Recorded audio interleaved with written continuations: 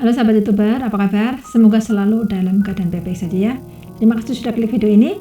Untuk kali ini, saya akan mengulas tentang kasus terviral yang terjadi pada 2019 yang lalu. Lalu kisah lengkapnya seperti apa?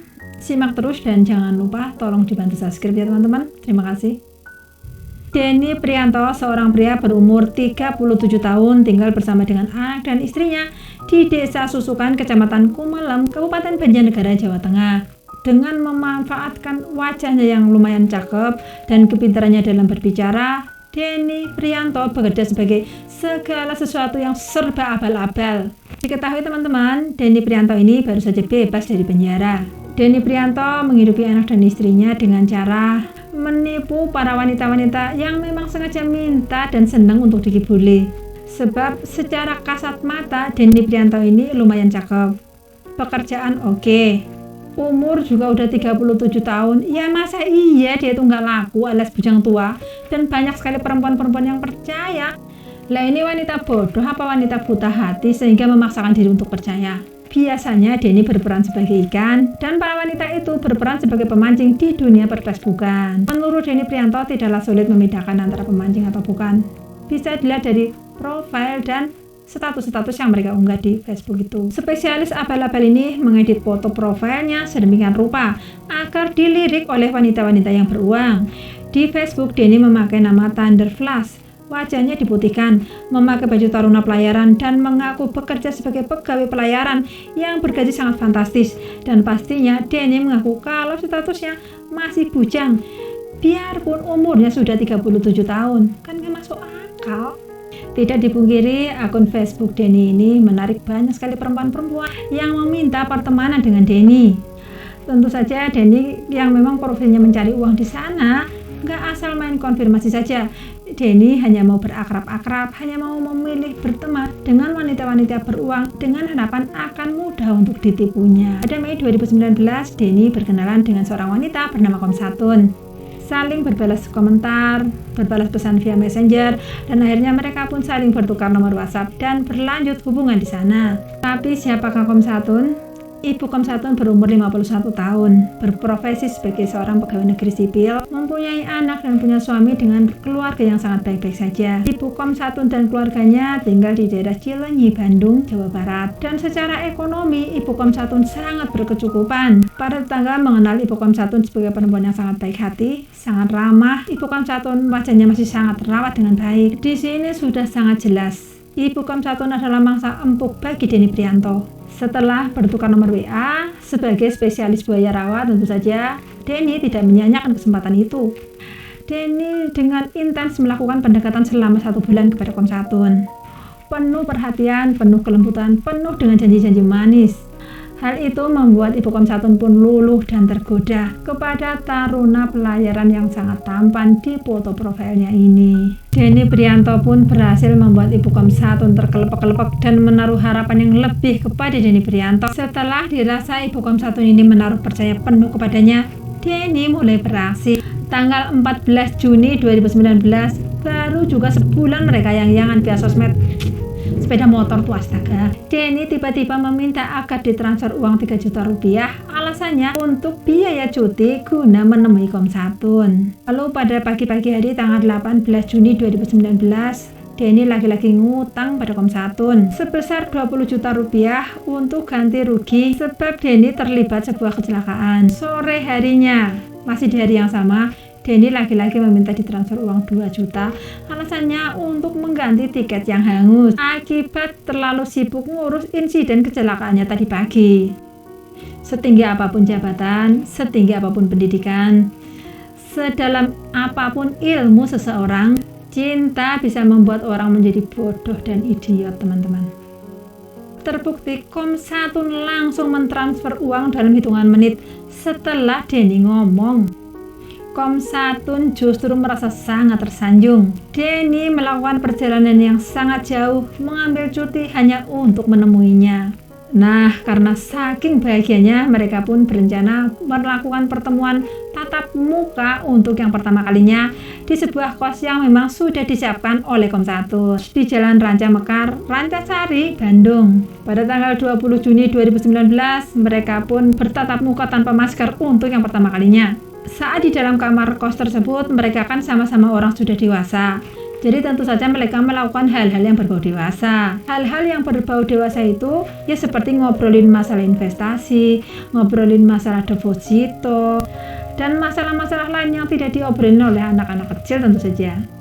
Setelah dirasa cukup melakukan hal yang berbau dewasa tadi, mereka pun sempat keluar di kafe terdekat untuk ngopi-ngopi sambil santai-santai sambil meremas tangan dan bertatap muka di sebuah kafe di sekitar kamar kos tersebut. Setelah kerinduan mereka terobati, malamnya Denny pun pamit pulang kepada Kom Satun. Dan astaga, Denny benar-benar menang banyak. Sebab Kom Satun nyangoni Denny 500.000 untuk ongkos pulang. Si taruna abal-abal ini mendadak kere saat itu, sehingga untuk ongkos pulang pun dia minta pada perempuannya. Denny jelas-jelas ketagihan. Pada tanggal 22 Juni 2019, mereka pun mengadakan ketemuan lagi di kamar kos tersebut. Tentunya dilengkapi dengan acara hal-hal dewasa selayaknya bos-bos yang sedang rapat penting. Denny yang sangat menyukai dompet Kom Satun lagi-lagi meminta uang untuk ongkos pulang kepada Kom Satun. Kali ini Denny meminta uang 400.000 untuk ongkos pulang. Sampai di sini Kom Satun pun saja, ngasih saja, percaya saja, tanpa sedikit pun curiga. Secara Denny ini taruna angkatan laut yang ngakunya gajinya gede banget, tapi kenapa hanya untuk ongkos pulang sebesar 400.000 saja dia harus ngemis-ngemis kepada perempuan? Di mata Denny, Kom Satun adalah pohon uang. Hingga setiap ketemu, Denny harus bisa memetik uang untuk dibawa pulang. Denny berusaha untuk sesering mungkin mengadakan pertemuan dengan Kom Satun. Tapi namanya bangkai, disimpan seperti apapun akhirnya akan tercium juga. Di beberapa kali pertemuan terakhir, Kom Satun pun akhirnya tahu kalau Denny ini sudah punya anak dan punya istri. Tapi ya memang dasar sudah terkelepek-kelepek dan sudah habis banyak sekali uang, Kom Satun tetap cinta dan bahkan meminta untuk dinikahi oleh Denny walaupun secara siri. Juga Kom Satun minta agar Denny mengembalikan uang sebesar 25 juta secepatnya. Tapi jawaban yang keluar dari mulut Denny adalah satu hal yang sangat menohok hati Kom Satun. Denny menolak dengan terang-terangan tanpa alasan. Saat mendengar penolakan itu, barulah Kom Satun tersadar kalau ternyata selama ini Denny hanya mengacak-acak dompet-dompetnya saja. Tapi singkong sudah terlanjur menjadi getuk. Dengan hati yang teriris-iris pedih dan penuh kekecewaan, Kom Satun memaksa agar Denny secepatnya mengembalikan uang 25 juta itu. Saat itu Denny hanya tersenyum dan memeluk Kom Satun yang lagi ngambek. Di dalam hati Denny timbullah rencana yang sangat tidak baik terhadap diri Kom Satun. Teman-teman, sejak tahu bahwa Denny tidak berniat untuk menikahinya, Kom Satun berubah saat di rumah. Dia di rumah menjadi sering uring-uringan dan sering marah-marah tanpa sebab. Sedangkan di rumahnya Denny, istri Denny sudah lama curiga kalau Denny ini menjalin hubungan perselingkuhan dengan perempuan yang lain. Tapi tentu saja Denny menyangkal tuduhan-tuduhan istrinya tersebut. Setelah kejadian itu, Denny mati-matian merayu Kom Satun via WhatsApp agar Kom Satun tidak marah lagi. Usaha Denny pun berhasil. Komunikasi mereka kembali terjalin dengan penuh kemesraan. Bahkan Denny mengatakan kepada Kom Satun kalau dia bersedia menikahinya secara siri di Banjarnegara. Dan pada tanggal 4 Juli 2019, Denny meminta agar Kom Satun mentransfer uang 3 juta rupiah untuk keperluan biaya pernikahan siri mereka. Kom Satun yang merasa sangat bahagia langsung mentransfer uang yang diminta oleh Denny, yaitu sebesar 3 juta rupiah saat itu juga. Dan mereka akan bertemu untuk membicarakan acara pernikahan siri yang akan segera digelar tersebut. Mereka sepakat untuk bertemu lagi pada tanggal 5 Juli 2019 di kota Bandung. Saat Kom Satun sibuk berbicara tentang aneka rencana bahagia itu, tentunya ngomongin rencana pernikahan mereka ya. Denny manggut-manggut, tapi hatinya merencanakan hal-hal yang jahat dan bertolak belakang dengan Kom Satun. Setelah pembicaraan itu selesai, mereka pun berpisah dan pulang ke rumah masing-masing. Tapi ternyata Denny melanjutkan rencananya. Denny tidak betul-betul pulang ke Banjarnegara, tapi Denny justru mencari kos yang baru di daerah Bandung dan tidak jauh dari tempat tinggal Kom Satun. Esok paginya tanggal 6 Juli 2019, Denny pergi ke toko bangunan untuk membeli sebuah martil yang lalu dibungkus dengan kaos dan disembunyikan di bawah kasur di dalam kos-kosannya. Setelah semua siap, Denny menelpon kekasihnya dan meminta agar menemuinya besok pada tanggal 7 Juli 2019 di kos-kosan terbarunya. Denny meminta agar Komsatun membawa serta mobil Toyota Rush beserta dengan semua surat-suratnya. Sebab Denny ingin mobil yang akan dipakai pengantin bukan mobil dari utangan alias sudah lunas. Jadi di sini Denny ingin memastikan dengan memeriksa surat-suratnya itu. Nah, besoknya tanggal 7 Juli 2019, Komsatun yang bahagia dan melayang-layang datang menemui Denny di kos-kosan barunya dan langsung menyerahkan surat-surat mobil Toyota Rush berwarna silver dengan nomor D1058 VBQ untuk dicek oleh Denny. Setelah itu mereka berdua pun sama-sama merasakan kebahagiaan yang berlainan. Komsatun bahagia karena pada akhirnya dia akan menikah dengan kekasihnya, dan Denny juga sangat bahagia karena semua rencana berjalan dengan begitu mulusnya. Saking senangnya, mereka pun lalu melakukan hubungan orang dewasa. Tapi lagi seru-serunya, lagi serem-seremnya, dan lagi lupa bahwa mereka itu sama-sama punya keluarga. Sebenarnya sih yang lupa hanya Komsatun saja, karena ternyata Denny itu sadar. Sebab saat adegan adu perut dan punggung, tangan Denny meraih palu yang sudah disembunyikan di bawah kasur dan secepat kilat memalu kepala bagian belakang Komsatun berkali-kali yang saat itu posisinya persis ada di depan muka Denny. Komsatun sama sekali tidak bisa melawan karena posisinya sedang membungkungi Denny. Komsatun pun ambruk tidak bergerak lagi, meninggal saat dalam puncak kenikmatan di tangan kekasih gelapnya itu. Sampai di sini semua rencana Denny berhasil dengan bagus. Denny menyeret tubuh Komsatun ke kamar mandi untuk mengatuskan darahnya. Lalu Denny pun bergegas keluar untuk belanja kantong kresek besar dan 3 box kontainer besar. Setelah itu Denny memutilasi tubuh Komsatun menjadi 3 bagian, memasukkan potongan-potongan ke dalam kresek dan mengemas di dalam box kontainer. Malam harinya Denny meminta tolong kepada tetangganya untuk membantu mengangkat box kontainer itu ke dalam mobil Toyota Rush milik Komsatun. Denny beralasan box kontainer itu isinya barang pecah belah yang baru dibelinya. Setelah itu Denny pun OTW pulang ke Banjarnegara untuk menemui istrinya. Dan gilanya nih sob, Denny mengatakan kepada istrinya kalau wanita yang selama ini dicurigai menjadi selingkuhannya sudah dia potong-potong. Denny bahkan meminta agar istrinya mengecek keberadaan potongan itu di dalam mobil yang dibawanya. Kepada istrinya, Denny mengatakan dia akan menjual mobil itu dan uangnya nanti akan dipakai untuk membangun rumah. Istrinya diam saja. Lalu besok harinya Denny keluar dengan mobil itu untuk membuang 3 box kontainer di 3 tempat yang berbeda.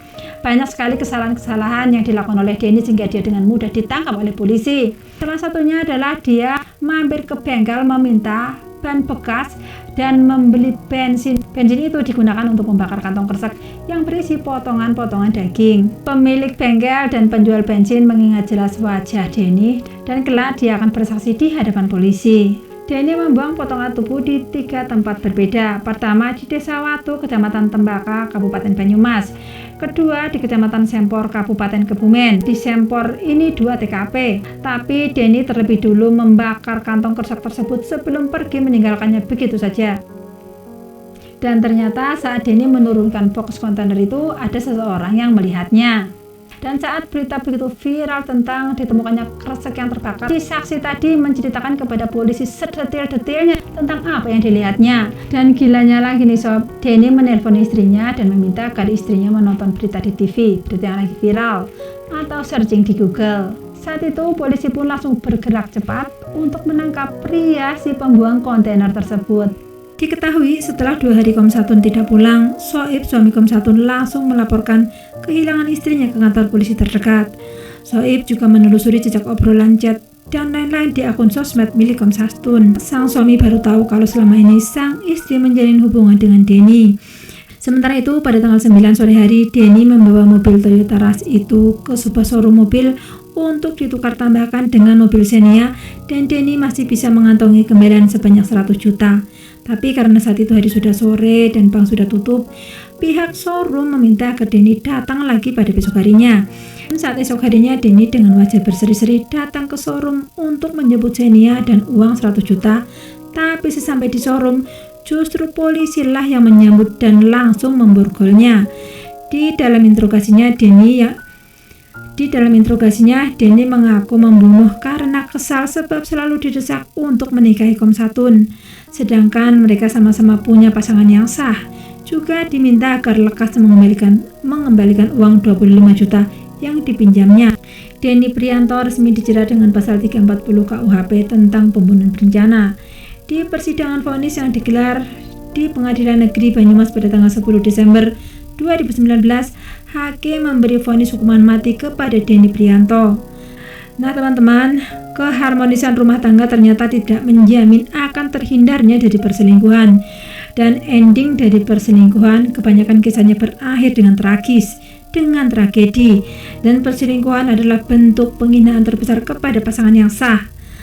Sebab sesuatu yang dimulai dengan cara yang tidak baik pasti akan berakhir dengan tidak baik pula. Oke teman-teman, sekian dulu untuk video kisah nyata kali ini. Jangan lupa like, comment, dan subscribe. Terima kasih.